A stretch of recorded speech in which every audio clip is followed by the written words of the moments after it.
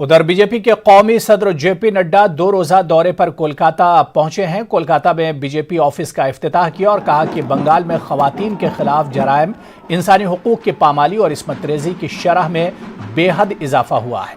ममता बनर्जी को सियासत से ज्यादा रियासत पर ध्यान देने की जरूरत है।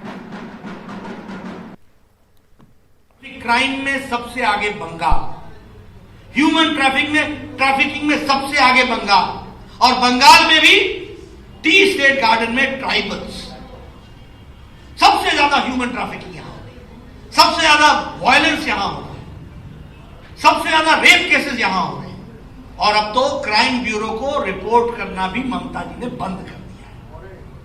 बताना नहीं, कितने कोरोना के केस नहीं बताऊंगी, कितने डेंगू के केस नहीं बताऊंगी, आयुष्मान भारत नहीं लागू करूंगी, प्रधानमंत्री किसान सम्मान निधि नहीं लागू करेंगे, 75 लाख लोग किसान वंचित हैं, 6,000 रुपए साल का उनको मिलता ना होगा, ना मिलेगा नहीं। ये इस तरीके की हठधर्मिता, इस तरीके की एडवेंसी, इस तरीके की फॉर पॉलिटिकल रीजंस बंगाल के लोगों को मुख्य धारा में शामिल करने से रोकने का काम ममता सरकार